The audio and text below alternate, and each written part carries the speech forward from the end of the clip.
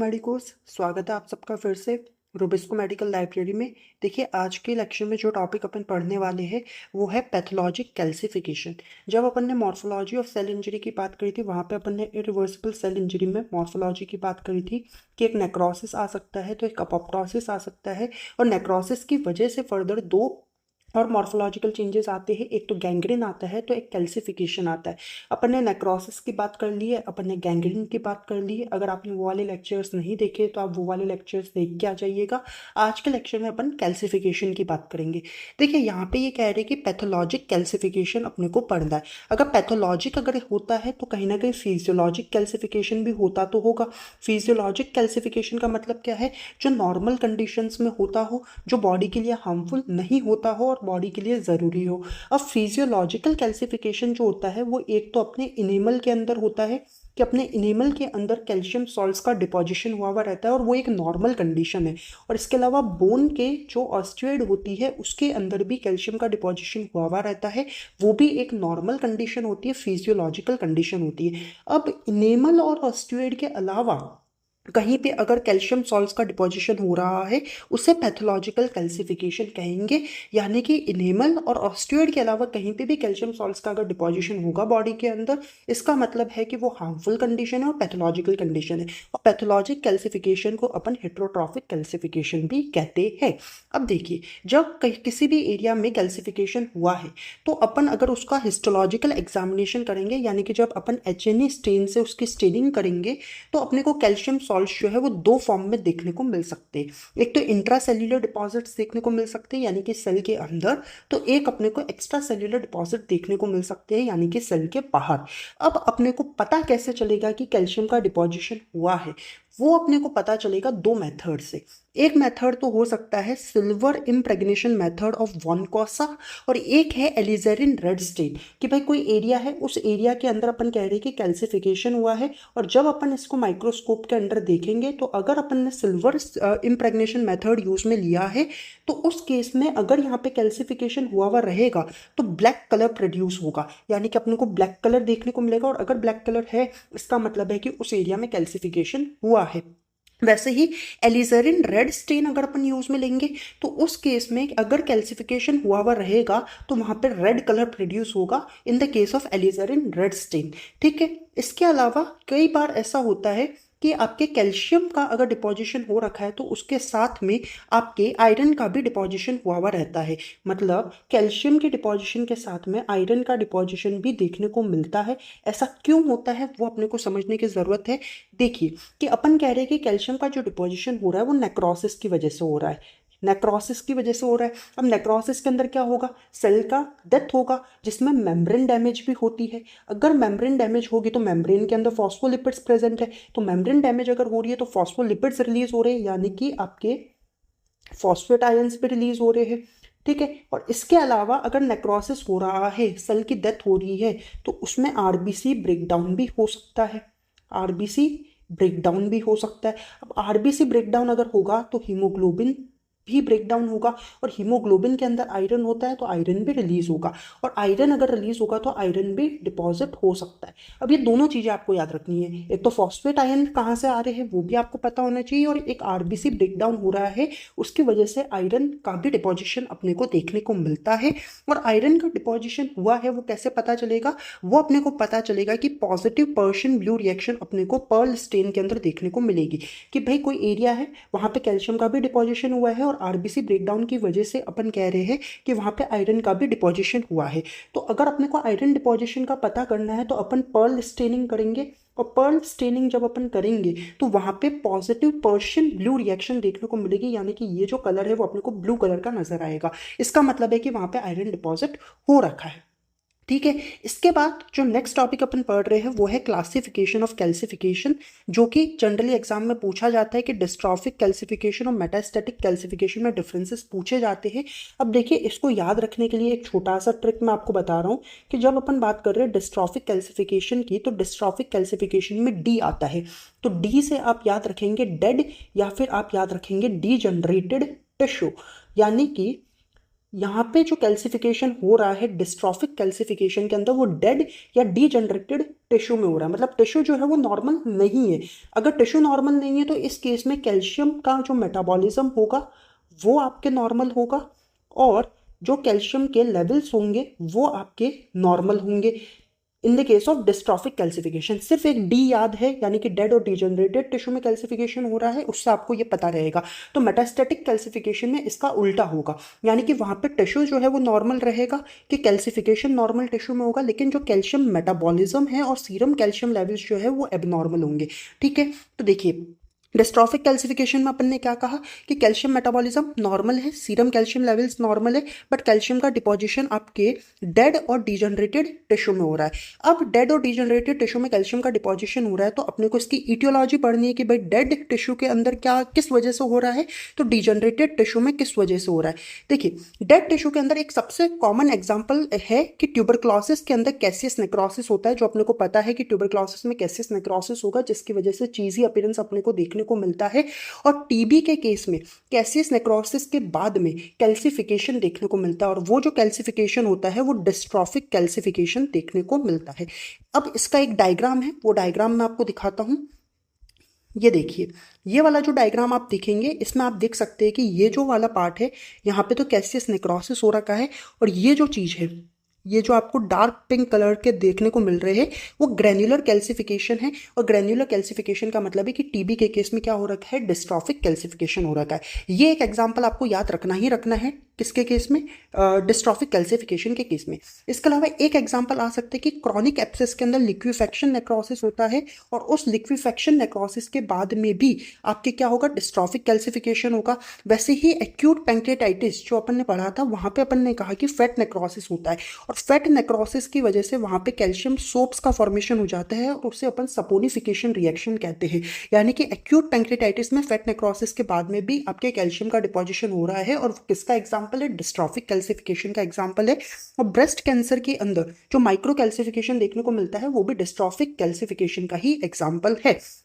ये तो अपन ने देखे कि डेड टिश्यू के अंदर क्या इटियोलॉजी होगी। नेक्स्ट अपन बात कर रहे हैं कि डिजनरेटेड टिश्यू में क्या आपकी इटियोलॉजी हो सकती है। तो ये कह रहे हैं कि अगर डेंस ओल्ड स्कार है उसकी वजह में क्या होगा, हाइलिन डिजनरेशन होगा। हाइलिन डिजनरेशन होने के बाद में कैल्सिफिकेशन हो जाएगा। एक ही एग्जाम्पल याद रखना है।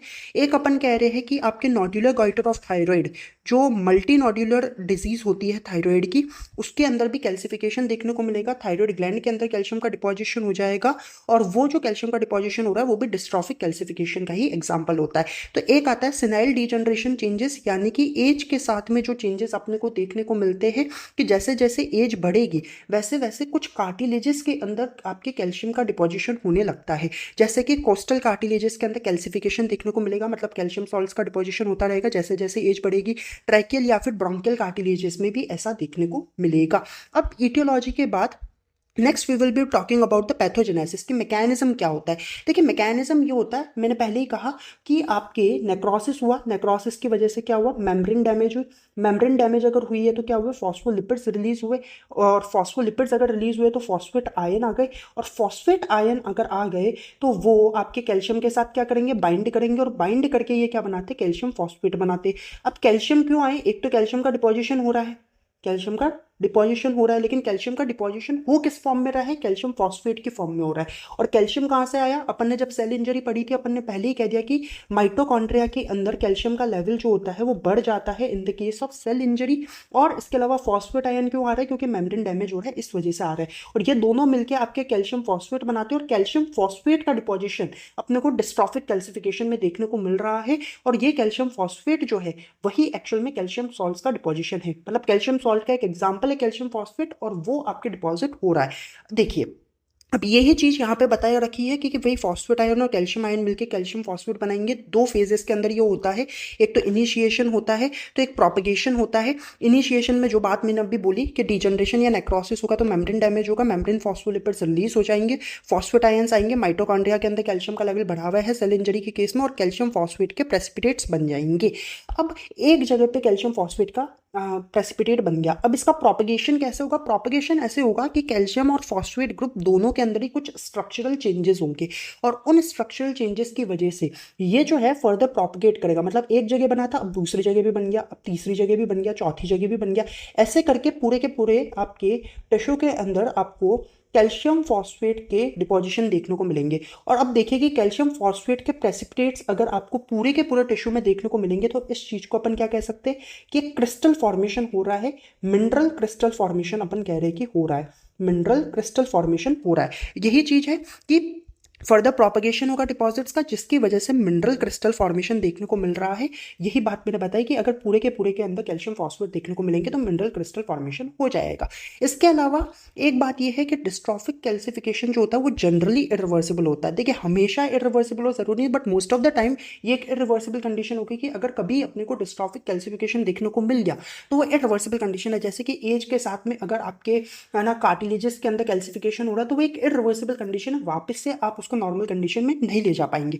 ठीक है, अब देखिए टीबी वाला जो एग्जांपल है वो अपन ऑलरेडी देख चुके हैं। एक और डायग्राम है, बहुत इंपॉर्टेंट डायग्राम है। जनरली हिस्टोपैथोस्लाइड्स जब आपको दिखाई जाती है तब ये डायग्राम आता है कि मोंकेबर्ग आर्टेरियोस्क्लेरोसिस के अंदर आपके डिस्ट्रॉफिक कैल्सिफिकेशन देखना है। Monckeberg arteriosclerosis somewhat related to arteries, अपने को इतना तो समझ आ रहा है। और आर्टरीज क्या है? ब्लड वेसल्स है, और ब्लड वेसल्स की अपने को पता है कि जो लाइनिंग होती है वो 3 लेयर्स करती है, जो वॉल होती है वो 3 लेयर्स की बनी होती है। एक तो ट्यूनिका इंटीमा होती है जो कि इनरमोस्ट लेयर होती है, एक ट्यूनिका मीडिया होती है जो कि मिडल लेयर होती है, और एक ट्यूनिका एडवेंटिशिया होती है जो कि आउटर मोस्ट लेयर होती है। अब यहाँ पे मोंकेबर्ग आर्टेरियोस्क्लेरोसिस के अंदर जो कैल्सिफिकेशन हो रहा है वो कैल्सिफिकेशन ट्यूनिका मीडिया वाली लेयर में होता है। अब ये डायग्राम आप देखिएगा कि ये वाला जो पार्ट है ये ट्यूनिका इंटीमा वाला पार्ट है। अगर आप ढंग से देखेंगे यहाँ पे कुछ भी नहीं हो रखा, और ये जो आउटर मोस्ट पार्ट है ये एडवेंटिशिया वाला पार्ट है, यहाँ पे भी कुछ नहीं हो रखा। बट ये जो बीच वाला पार्ट आप देख रहे हैं, ये बीच वाला जो डार्क पिंक कलर का आपको नजर आ रहा है ये ट्यूनिका मीडिया वाला पार्ट है। और यहाँ पे आपके कैल्सिफिकेशन आपको दिख रहा है, ये डार्क पिंक कलर आपको दिख रहा है, ये सारा ट्यूनिका मीडिया वाला पार्ट। और कैल्सिफिकेशन जो है वो इसी में हो रखा है। और कौन सा कैल्सिफिकेशन हो रखा है? डिस्ट्रॉफिक कैल्सिफिकेशन हो रखा है। ठीक है, ये तो बात हुई डिस्ट्रॉफिक कैल्सिफिकेशन की। नेक्स्ट अपन अब बात कर रहे हैं मेटास्टैटिक कैल्सिफिकेशन की। देखिए मेटास्टैटिक कैल्सिफिकेशन में अपन ने पहले ही बोल दिया कि वो नॉर्मल टिश्यू के अंदर होगा और कैल्शियम मेटाबॉलिज्म और सीरम कैल्शियम लेवल्स जो है वो एबनॉर्मल होंगे। और यहाँ पे अब जो कैल्सिफिकेशन होगा वो कॉमनली कहाँ पे होगा? तो एक तो आपके किडनी के अंदर, लंग्स के अंदर, स्टमक के अंदर, कॉर्निया के अंदर। देखिए किडनी वाला एग्जाम्पल तो आपको याद रखना ही है कि किडनी के अंदर होता है। ठीक, क्या होता है? मेटास्टैटिक कैल्सिफिकेशन होता है। अब किन रीजंस की वजह से हो सकता है? What actually the causes? Aetiological factors क्या है? तो 2 रीजंस हो सकते हैं। एक तो बोन से कैल्शियम का मोबिलाइजेशन हो जाए, क्योंकि बोन के अंदर तो कैल्शियम नॉर्मली प्रेजेंट होता ही है, वहां से कैल्शियम का मोबिलाइजेशन हो जाए और किसी दूसरे पार्ट के अंदर जाके डिपॉजिट हो जाए, कि भाई किडनी में हो गया, लंग्स में हो गया, स्टमक में हो गया, कि कॉर्निया में हो गया। और एक रीजन है कि गट से कैल्शियम का एब्जॉर्प्शन ही ज्यादा हो जाए, कि कैल्शियम का एब्जॉर्प्शन ज्यादा होगा तो उसका डिपोजिशन भी ज्यादा होगा। अब दोनों रीजन में से ज्यादा कॉमन रीजन कौन सा है? कि बोन से कैल्शियम का मोबिलाइजेशन होना ज्यादा कॉमन है। और इसके एग्जांपल क्या क्या आ सकते हैं? एक तो हाइपर पैराथायरॉयडिज्म, जहां पे पैरेथ हार्मोन का लेवल बढ़ जाता है और वहां पे कैल्शियम का मोबिलाइजेशन होगा। इसके अलावा हाइपर कैल्सीमिया अपने को देखने को मिलेगा न्यूप्लास्टिक सिंड्रोम में। ये 2 एग्जाम्पल्स है। मेनली तो आपको यह याद रखना है कि इटियोलॉजिकल फैक्टर्स 2 होते हैं। कैल्शियम का मोबिलाइजेशन हो रहा है बोन से, it is more common reason. इसके अलावा देखिए एक्सेसिव एब्जॉर्प्शन हो कैल्शियम का फ्रॉम द गट। अब आपके कैल्शियम का एब्जॉर्प्शन ज्यादा कभी होगा? एक तो अपने को पता है कि अगर विटामिन डी ज्यादा होगा तो कैल्शियम का एब्जॉर्प्शन ज्यादा होगा। तो वही चीज है कि हाइपर विटामिनोसिस डी की अगर बात करें, यानी कि विटामिन डी का अगर लेवल ज्यादा है तो कैल्शियम का जो एब्जॉर्प्शन होगा वो ज्यादा होगा। पहला रीजन तो ये। दूसरा ये है कि कुछ रीनल कॉजेस हो सकते हैं, जैसे कि रीनल ट्यूबुलर एसिडोसिस की कंडीशन में भी आपके क्या होगा? कैल्शियम का एब्जॉर्प्शन जो है वो रीनल ट्यूब्यूल से ज्यादा हो जाएगा और उसकी वजह से कैल्शियम डिपोजिशन भी ज्यादा होगा। और वो किसका एग्जांपल होगा? मेटास्टैटिक कैल्सिफिकेशन का होगा। अब देखिए पैथोजेनेसिस की बात करें तो वही बात है कि कैल्शियम सॉल्ट्स का डिपोजिशन होना है, और कौन से कैल्शियम सॉल्ट का डिपोजिशन होगा? कैल्शियम फॉस्फेट का डिपोजिशन होगा। बट मेटास्टैटिक कैल्सिफिकेशन में ये जो डिपोजिशन हो रहा है वो थोड़ा अलग तरीके से हो रहा है। बस इतना सा याद रखना है अपने को कि जो कैल्शियम फॉस्फेट बनता है ना, वो कैल्शियम फॉस्फेट जनरली प्रेफर करता है एल्कलाइन कंडीशन में बनना, कि एल्कलाइन कंडीशन में बनना प्रेफर करेगा। वही चीज है कि अगर अपन एग्जांपल लेवे स्टमक का, देखिए स्टमक का जो ल्यूमेन होता है वहाँ पे तो HCl प्रेजेंट होता है, गैस्ट्रिक एसिड प्रेजेंट होता है, तो वो तो हाईली एसिडिक कंडीशन है स्टमक के ल्यूमेन के अंदर। तो क्या यहाँ पे कैल्शियम प्रेसिपिटेट बनेगा? नहीं बनेगा। अभी अपन ने बोला वो तो एल्कलाइन कंडीशन में बनेगा। लेकिन स्टमक के अंदर जो गैस्ट्रिक म्यूकोसा होती है ना, वो जो गैस्ट्रिक म्यूकोसा है वो आपके एल्कलाइन कंडीशन होती है वहाँ पे, और अगर वहाँ पे एल्कलाइन कंडीशन होगी तो कैल्शियम फॉस्फेट बनेगा। तो स्टमक के केस में गैस्ट्रिक म्यूकोसा जो कि एल्कलाइन कंडीशन में है, और क्यों एल्कलाइन कंडीशन में है?